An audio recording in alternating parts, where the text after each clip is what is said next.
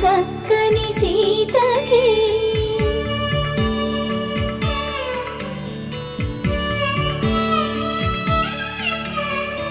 ఎర్ర జాబిలి చేయి రాముడేడని అడుగుతుంటే చూడలేదని పెదవి చెప్పే చెప్పలేమని కనులు చెప్పే నల్ల పూసైన